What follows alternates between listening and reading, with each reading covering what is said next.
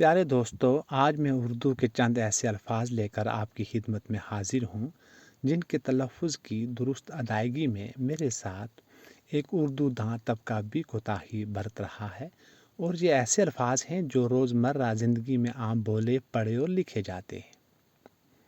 پہلا لفظ ہے حجو۔ اس لفظ میں ہے پر زبر، جیم پر جزم اور آخر میں واو ہے۔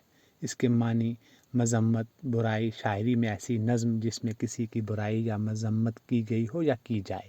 اس لفظ کو بہت سارے حجو یا حجو پڑھتے اور بولتے ہیں۔ اس مذکورہ لفظ کا درست تلفظ حجو ہے۔ دوسرا لفظ باہر ہے۔ اس میں بے، الف، ہے پر زبر اور رے۔ اس کے معنی بیرون، خارج، اندر کی ضد کے ہیں۔ اس لفظ کو بھی اکثریت باہر پڑھتی یا بولتی ہے، جیسے باہر کون ہے، آپ باہر جاؤ وغیرہ۔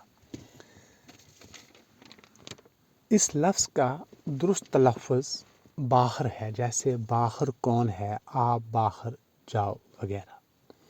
تیسرا لفظ باہر ہے، مطلب لفظ باہر بھی ہے، اس کے معنی روشن، واضح اور صاف صاف کے ہیں، اس لیے باہر اور باہر کے معنی مختلف ہیں۔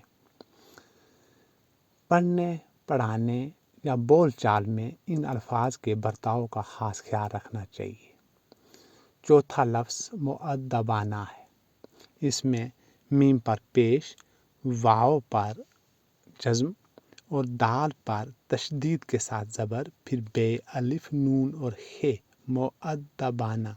اس کے معنی ادب سے، تہذیب کے ساتھ، شائستگی کے ساتھ کے ہیں۔ تو اسے عام لوگ مؤدبانہ پڑھتے یا بولتے ہیں، جو درست نہیں۔ صحیح تلفظ مؤدبانہ ہے، جیسے مؤدبانہ گزارش، خدمت ہے وغیرہ۔ پانچواں اور آخری لفظ جد و جہد یا جد و جہد۔ اس میں جیم پر زیر، دال پر تشدید، واو اور جیم پر پھر زیر، ہے پر جزم، جد و جہد، یا اس کو جد و جہد بھی پڑھا جاتا ہے اور وہ بھی درست ہے۔ اس کے معنی کوشش، دوڑ دھوپ اور جتن وغیرہ کے ہیں۔ اکثر لوگ اسے جد و جہد یا جد و جہد پڑھتے ہیں۔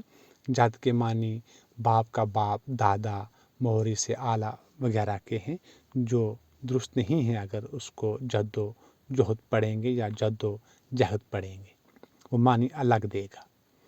روزمرہ زندگی اور سیاسی رہنماؤں کی تقاریر میں یہ لفظ عام بولا جاتا ہے، لہٰذا اس لفظ